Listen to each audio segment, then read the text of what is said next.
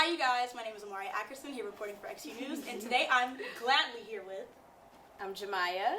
I'm Melissa. And they are part of the amazing National Cheer-Winning Championships. That's right. Okay, get into that. Congratulations, you guys. Just say that Xavier is so proud of you guys, and we couldn't have a better squad, right? So my first question is for both of you guys. How does it feel to be champions? Oh my God. Well, first off, I can say that it still really hasn't sunk in. Like, people acknowledge that we're champions, but like I ask myself, or like I tell myself, dang, like we won. Like, I can't believe we won. And the feeling is just really indescribable. Yeah, I'm going to piggyback off what she said. It doesn't honestly feel real. It's great, honestly, like doing with a team, especially people you created a bond with, and I think it's amazing. Yeah, and last year y'all placed fifth at Nationals, but how does it feel to come back on that stage and just show yourselves and show that y'all can really do this? It feels really good.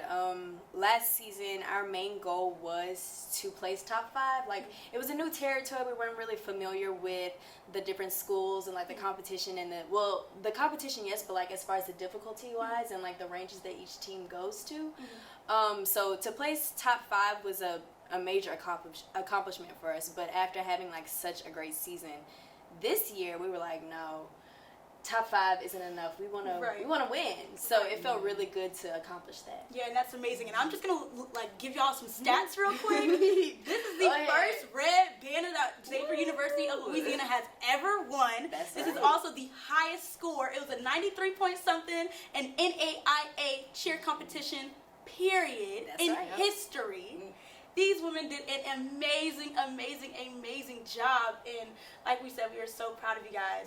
But now that you guys have won, how does it feel to decompress? Like, what are y'all stages in winding down? Because we know this was very rigorous, and y'all put so much work and time and effort. Your bodies are probably pretty damaged and worn down, to be quite honest. That's not even the words, What's the come down process for you guys post-competition? Well, during the season, we a lot of us, including both of you, so we do physical therapy. So we did physical therapy all year long just to keep track with our bodies and the amount of like constant like pounding and things that we experienced during practice.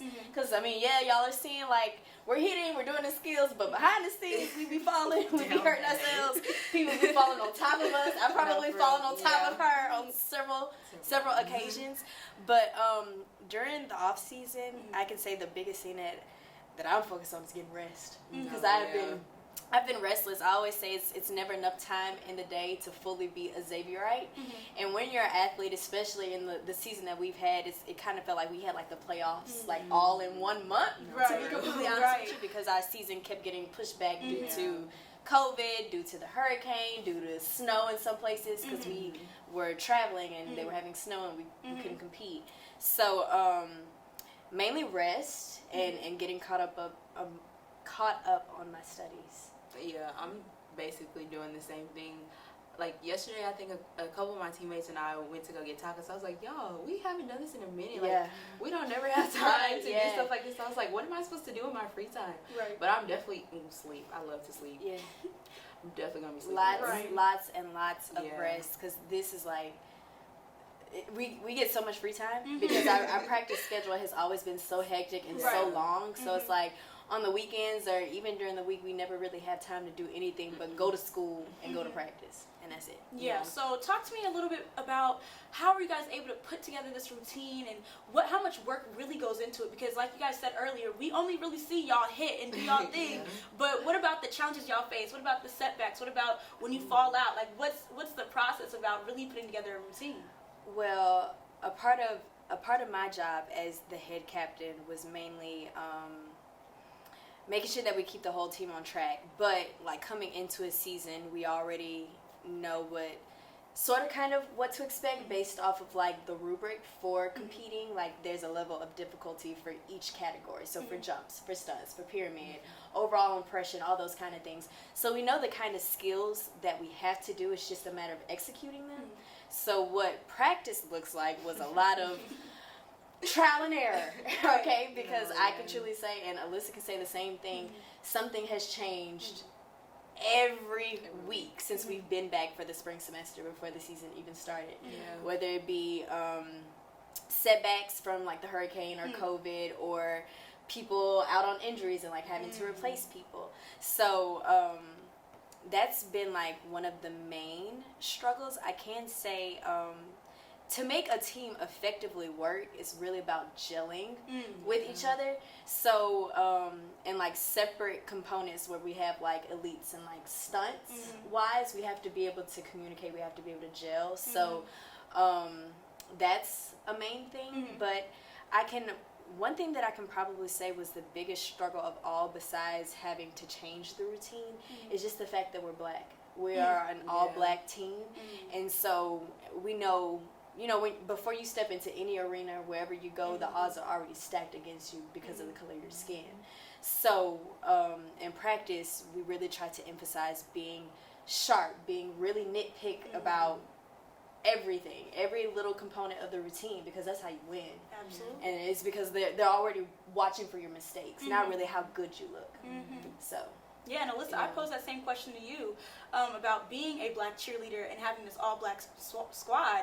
How does that really impact you, and how is that kind of relying on your struggles through this process? Yeah, I'm actually going to talk about the dolls that Coach Absolutely. brought up. I really love that, like, we did that and was able to, like, pass that on to, like, Black little girls or even Black little boys. Are you able to kind of give it just about what the campaign was and the collaboration with Origin? Yes, it's the I See Me campaign. And basically just, like, having a representation of Black females or Black cheerleaders for the Black community. Matter of fact, Coach posted a girl in, like, our little group chat or whatever, and she was just like, my daughter has been obsessed with this doll. Wow. She really loves this, and like I just love seeing like the girls' smiles on their faces and having that representation, because it's really hard, especially cheering. Cheering is not that easy at all, and having that representation is amazing. And I love that for them. Yeah. One thing I can say with what Alyssa says, the cheer world is very situated around specific teams and like the difficulty, and like if they see that you're winning and the people that they highlight in those routines, people are gonna follow them. So the main thing that I keep telling everybody, especially with the I See Me campaign, is that as a child, because I started very early, I never really had people to look up to that looked like me. Yeah, I followed a lot of cheerleaders and I had a lot of role models, but never one who looked like me and experienced the same experiences that I did, like socially wise. And now that I'm old enough, I never realized how important that should have been for people like me until I became the people that I wanted to be. Right. So Jemiah, as we know, this is not your first time, right? No. This is a three-peat. You have won 3 rings, and you're actually closing out on your senior year. How does that kind of feel, just closing off with the win? How was your entire journey? Can you wrap that up for us? Oh my God. An emotional roller coaster. The team will tell you, if it's one person who's gonna cry, I'm gonna do it. And it could be about the simplest things, like, oh, that was my last time doing it. So I'm finna cry. But I can truly say, cheering has been a major part of my life. I started very early. When my mama found out she was having girls, that's what we were doing. Everybody was going to cheer. Me and all of my sisters. I love that. So, but actually coming to Xavier, after cheering for so long, I was like, no, I'm taking a break. I'm taking a break.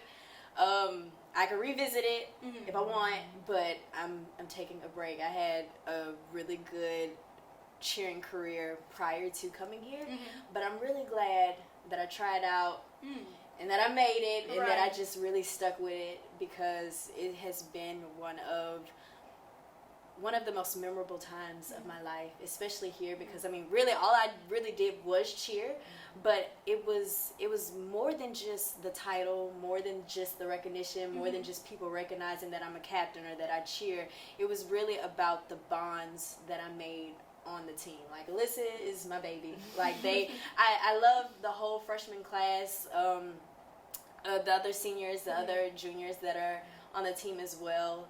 They've turned into my sisters, and they'll probably be friendships that I have for the rest of my life.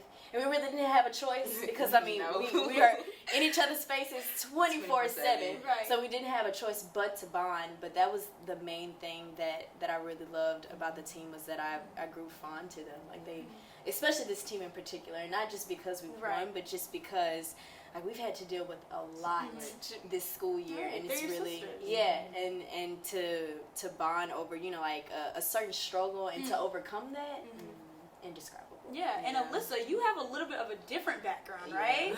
You said you started off as a gymnast. What was the transition between becoming a gymnast to being on mat at championships for Xavier University of Louisiana? It wasn't much of a difference, but definitely like gymnastics is such like an individual sport. You can still have that team aspect, but it's very like individual. And I'm like coming in as a team, I was like, wow, like I cried at nationals. I don't ever cry. Okay? You don't ever see me. I was like, dang, I really like I love you guys, and like we really have that bond. I remember Jen was saying when we first came in, she was like, the people you're going to be on the most and the people like you're going to hang around is going to be your teammates. Absolutely. And like you're definitely going to have those bonds, and I truly love being a part of this team because there's so many bonds. Like I know I can call on Jam or call anybody else.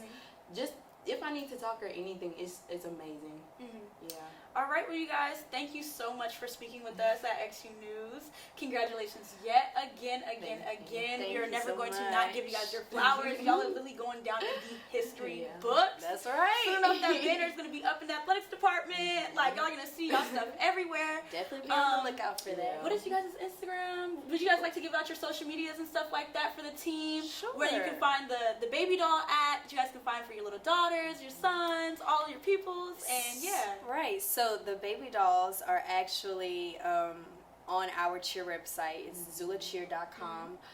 They sold out. Yeah. So the first set have sold out, and we were expecting to have a good turnout, but it far exceeded that. Right. Far exceeded that. So when they do restock, be on the lookout for that, but they'll definitely be on sale on our website. My Instagram tag is Jam with 3 M's with a period and Lynette. It's LANETTE. And my Twitter is It's Maya with 3 S's, I think. But I'm pretty active on Twitter, so we probably have mutual friends.